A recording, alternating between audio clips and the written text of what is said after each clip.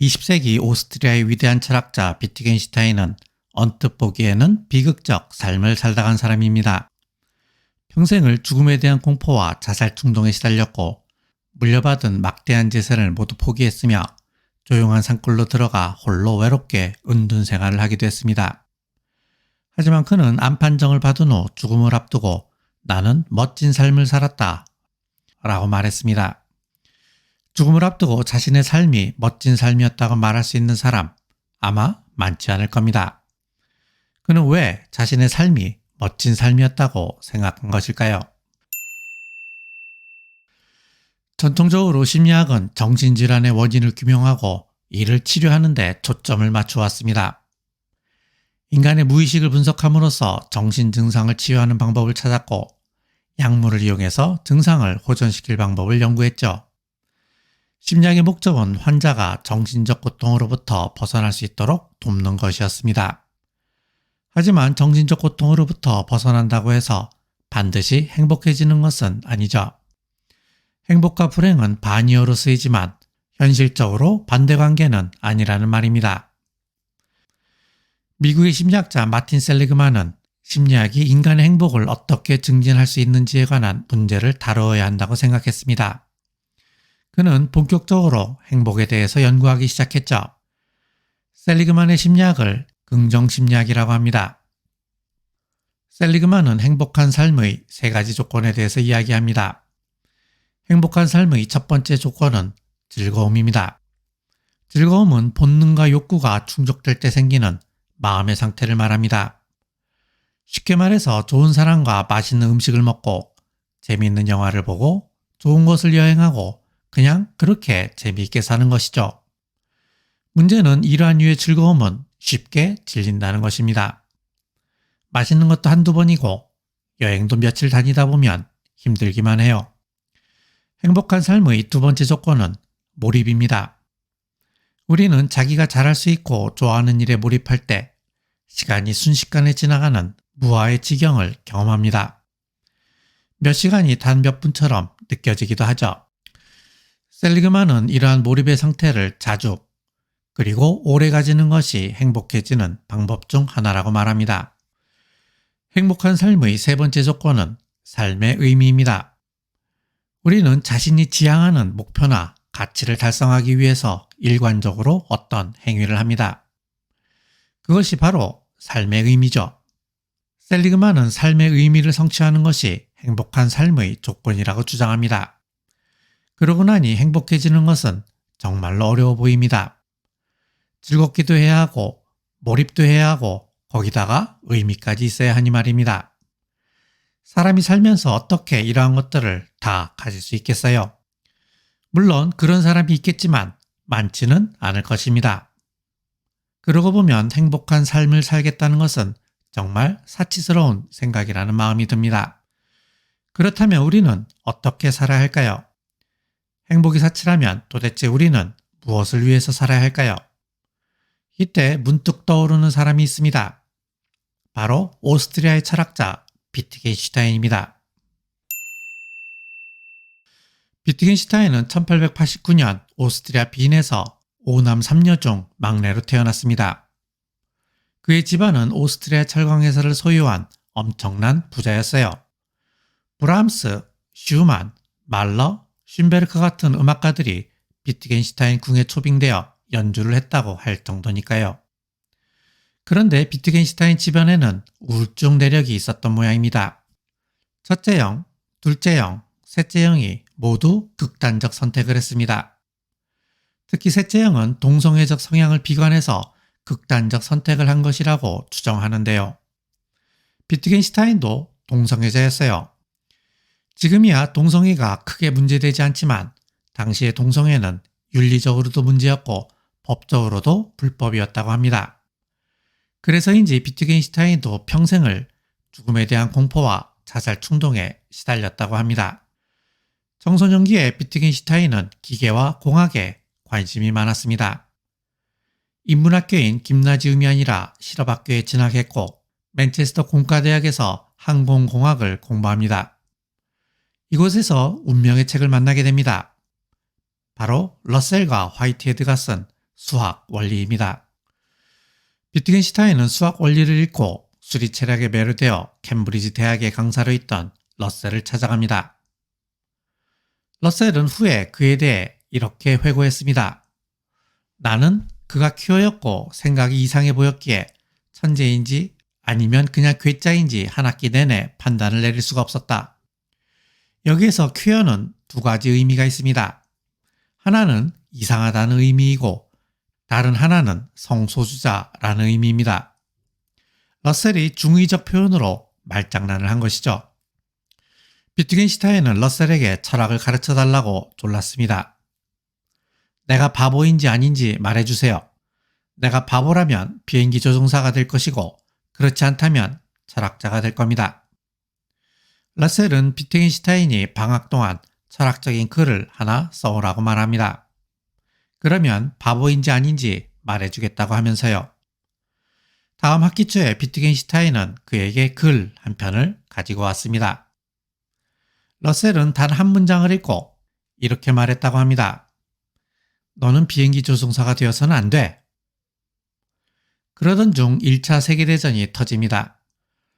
전쟁이 터지자마자 비트겐슈타인은 오스트리아 군에 자원 입대를 합니다. 평생을 죽음에 대한 공포에 시달리다 보니 죽음과 대면하고 싶었는지도 모르겠습니다. 그래서 그런지 가장 위험한 보직을 자원했고 퇴각 명령도 듣지 않고 용감하게 싸웠습니다. 더욱 놀라운 점은 포탄이 떨어지는 참호 속에서 글을 계속 썼다는 것입니다. 그 글은 이탈리아 포로수 용소에서 마무리됩니다. 그렇게 해서 나온 책이 바로 논리철학 논고입니다. 전쟁이 끝나고 비트겐슈타인은 막대한 유산을 상속받았습니다. 아버지가 사둔 미국 채권이 전쟁이 끝나자 엄청나게 올랐던 겁니다. 전쟁 전에는 그냥 오스트리아 갑부 집안이었는데 이제 세계적 갑부 집안이 된 겁니다. 하지만 비트겐슈타인은 돈에 관심이 없었습니다. 그는 유산을 형제들과 지인들에게 전부 나누어 주고 자신을 위해서는 방 한 칸과 몇 점의 가구만 남겨놓았습니다. 그러면서 이렇게 말합니다. 높은 산에 올라갈 때에는 무거운 짐은 내려놓고 출발해야 한다. 비트겐슈타인은 전장과 포로수용소에서 쓴 논리철학 논고를 출판합니다. 그는 이 책으로 자신이 모든 철학적 문제들을 해결했다고 생각했고 이제 학계에서는 더 이상 할 일이 없어졌다고 하면서 시골로 내려가서 초등학교 교사가 됩니다. 러셀은 비트겐슈타인에게 캠브리지 대학으로 돌아오라고 계속 러브콜을 합니다. 이때까지도 비트겐슈타인은 학위가 없었습니다. 그래서 러셀은 논리철학 논고를 논문으로 박사학위 심사를 받도록 해줍니다. 러셀과 무어가 심사를 맡았는데 그의 논문을 이해하지 못했다고 합니다. 그러자 비트겐슈타인은 그들의 어깨를 두드려주며 이렇게 말했다고 합니다. 너무 낙담하지 마세요. 나는 당신들이 이 논문을 이해할 수 있을 것이라고 기대하지 않았어요. 러셀과 무어는 놀랍게도 이런 말을 하는 그에게 박사학위를 줍니다. 그러던 중 2차 세계대전이 터집니다. 비트겐슈타인이 가만히 있을 리가 없죠. 이번에는 나이가 많아서 군인으로 입대하지 못했지만 야전병원의 조수로 군복무를 자원합니다. 그리고 전쟁이 끝나자 또다시 운둔 생활을 합니다. 1951년 62세가 되던 해 비트겐슈타인은 전립선 암 선고를 받습니다. 의사가 이제 생이 얼마 남지 않았다고 하자 비트겐슈타인은 아주 좋습니다. 라고 말했다고 합니다. 평생을 자살 충동에 시달렸으니 고통스러운 삶을 빨리 끝내고 싶어 했을 수도 있었을 겁니다. 하지만 그는 죽기 전에 이런 유언을 남겼습니다. 사람들에게 내 삶이 멋있었다고 전해주시오. 비트겐슈타인은 임종을 앞두고 왜 자신의 삶이 멋있었다고 했을까요? 우리가 비트겐슈타인이 아닌 이상 그가 왜 그런 말을 했는지 이유를 알 수 없지만 셀리그만이 제시한 행복의 조건으로 그의 생각을 한번 추측해보죠. 셀리그만은 행복의 조건으로 즐거움, 몰입, 의미라는 세 가지 조건을 꼽았습니다. 이런 관점에서 보면 비트겐슈타인의 삶은 행복과는 거리가 멀어 보입니다. 비트겐슈타인의 삶은 특히 즐거움과 거리가 멀어 보입니다. 평생을 죽음에 대한 공포와 자살 충동에 시달린 사람의 삶이 즐거웠을 리는 없겠죠. 비트겐슈타인은 엥겔만에게 이런 편지를 보낸 적도 있습니다.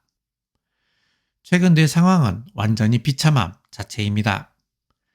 나는 생명을 끊는 것을 계속 생각해 왔습니다. 지금도 이 생각은 여전히 나를 괴롭힙니다. 나는 내려갈 수 있는 가장 마지막 지점까지 가라앉았습니다. 게다가 비트겐슈타인은 평생을 외롭게 살았습니다. 막대한 유산을 포기하고 시골로 내려가 초등학교 교사가 되었고 노르웨이 바닷가에 있는 오두막집에 숨어들었죠. 나는 왜 우리가 여기 있는지 그 이유를 알지 못한다. 그러나 나는 우리가 단지 즐기기 위해서 여기에 있는 것은 아니라는 사실만큼은 확신한다. 비트겐슈타인의 삶에 즐거움은 없었지만 그는 철학에 몰입할 수 있었습니다. 철학에 매료되어 항공공학을 포기하고 캠브리지 대학의 러셀을 찾아갔고 자신에게 철학적 재능이 있는지 알고 싶어 했습니다. 그리고 그는 포탄이 떨어지는 참호 속에서 철학적 글을 썼습니다. 사람들은 철학은 할 일 없는 한량들이나 하는 것이라고 말하지만 그에게 철학은 죽느냐 사느냐의 문제였던 겁니다. 또 그는 막대한 유산을 자신의 몰입을 방해하는 장애물일 뿐이라면서 모두 포기했습니다. 왜 그랬을까요? 비트겐슈타인에게는 원대한 목표가 있었습니다. 그것은 철학의 모든 문제를 해결하는 것이었습니다. 철학의 모든 문제를 해결하겠다니 미친 소리처럼 들리겠지만 실제로 그는 그것이 가능할 것이라고 믿었습니다. 그는 철학의 모든 문제는 철학자들이 언어를 잘못 사용해서 발생했다고 생각했습니다. 그러니 언어를 올바르게 사용한다면 모든 철학적 문제들이 자연적으로 해결될 것이라고 믿었습니다. 그래서 쓴 책이 바로 논리철학 논거입니다. 그는 이 책으로 서양 철학의 모든 문제가 해결되었다고 하면서 시골로 내려가서 초등학교 교사가 됩니다. 자신의 목표가 실현되었다는 것이었죠. 비트겐슈타인의 삶은 즐거움과는 거리가 멀었습니다. 그래서 셀리그만의 기준으로 보면 행복한 삶은 아니었을 것입니다. 하지만 그는 철학에 몰입할 수 있었고 논리철학 논거라는 의미 있는 책을 썼습니다. 그래서 그의 삶은 행복한 삶은 아니지만 적어도 멋있는 삶이었다고 할 수 있을 것 같습니다. 라파엘로의 그림 아테네 학당을 보면 가운데 플라톤과 아리스토텔레스가 서 있습니다. 플라톤은 손가락으로 하늘을 가리키고 아리스토텔레스는 손바닥으로 땅을 가리키고 있죠. 그래서 플라톤을 이상주의자, 아리스토텔레스를 현실주의자라고 합니다.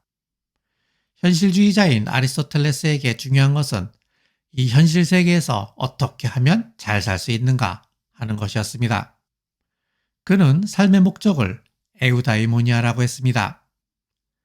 에우다이모니아를 흔히 행복으로 번역하지만 사실 행복이라기보다는 잘 살기에 가깝습니다.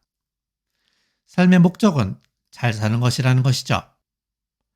나는 아리스토텔레스가 말하는 잘 사는 것이란 셀리그만이 말하는 것처럼 행복하게 사는 것이 아니라 비트겐슈타인이 말하는 것처럼 멋있게 사는 것이라고 생각합니다. 즐거움은 크게 중요하지 않을 수도 있다는 말입니다. 죽음을 앞둔 사람들은 무엇을 후회하고 무엇을 아쉬워할까요? 그들은 인생을 좀 더 즐기지 못했다는 점을 후회하지 않습니다. 자신의 삶이 불행했다는 점을 아쉬워하지 않습니다. 그들은 자신이 하고 싶은 일을 하지 못했음을 후회하고 자신이 사랑하는 사람에게 사랑한다는 말을 하지 못했음을 아쉬워합니다. 그들에게 중요한 것은 즐거움이나 행복이 아닌 것입니다. 그러고 보면 즐거움 그 자체는 삶의 목표가 될 수 없습니다. 즐거움은 감정의 상태일 뿐이기 때문입니다. 그리고 감정은 인간을 움직이는 심리적 메커니즘일 뿐입니다. 예컨대 산속에서 갑자기 호랑이를 만나면 공포스럽죠. 우리는 호랑이를 보면 도망을 갑니다. 쥐를 보면 혐오스럽죠. 그래서 우리는 쥐를 보면 자리를 피합니다. 맛있는 음식을 먹으면 기분이 좋죠. 그래서 우리는 다음에 또다시 맛있는 음식을 찾아다닙니다. 즉, 공포감, 혐오감, 행복과 같은 인간의 감정은 결국 생존에 필요한 행위를 하도록 만드는 동기일 뿐입니다. 우리는 공포를 느끼기 때문에 호랑이에게 잡아먹히지 않고 혐오감을 느끼기 때문에 쥐로부터 전염병에 걸리지 않으며 행복함을 느끼기 때문에 건강하고 맛있는 음식을 먹을 수 있는 것입니다. 다시 말해서 인간의 감정이란 어떤 것의 목적이 아니라 생존을 위한 수단일 뿐이라는 말입니다. 수단이 목표가 될 수는 없습니다. 즐거움은 그냥 부수적으로 그리고 일시적으로 따라오는 감정일 뿐입니다. 그럼에도 불구하고 우리는 즐거움을 인생의 목표라고 착각합니다. 그것은 아마도 자본주의가 만들어낸 환영일 수 있습니다. 자본주의는 끊임없이 우리를 유혹하죠. 이 가방만 있으면, 이 차만 타면, 이 여자를 만나면, 이 책만 읽으면 나의 욕망이 충족되고 행복해질 거라고 유혹합니다. 하지만 그런 일은 없죠. 이 가방을 사면 저 가방이 눈에 들어오고, 이 차를 타면 저 차가 더 좋아 보이며, 이 여자를 만나면 저 여자가 더 예뻐 보이고, 이 책을 읽으면 저 책이 더 진짜 같아 보입니다. 자본주의가 끊임없이 우리를 속이고 있는 것입니다. 그래야 우리가 계속 무언가를 소비하기 때문입니다. 행복은 물론 좋습니다. 즐겁고 몰입하고 의미 있는 삶은 좋은 것이죠. 그런데 만약에 이 모든 것을 가질 수 없다면, 그래서 한 가지를 포기해야 한다면 즐거움을 포기하는 것도 괜찮을 것이라고 생각합니다. 왜냐하면 즐거움은 그냥 마음의 상태일 뿐이니까요. 그뿐만이 아닙니다. 마음의 상태는 목표한다고 해서 가질 수 있는 것이 아닙니다. 예컨대 내가 산속에서 호랑이를 보고 귀엽다고 생각해야지 한다고 해서 귀엽다는 생각이 드는 것이 아니고, 쥐를 보고 예쁘다고 생각해야지 한다고 해서 예쁘다는 생각이 드는 것이 아닙니다. 감정은 내가 어찌할 수 있는 것이 아닙니다. 그러니 즐거움은 우리의 인생에서 후순위에 두고 몰입과 의미에 집중해 보는 것도 괜찮을 듯합니다. 우리가 자신이 좋아하는 일, 잘하는 일에 몰입하고 또 거기에서 어떤 의미를 찾을 수 있다면 우리도 죽음을 앞두고 비트겐슈타인처럼 내 삶은 멋졌다 라고 말할 수도 있을 것입니다. 감사합니다.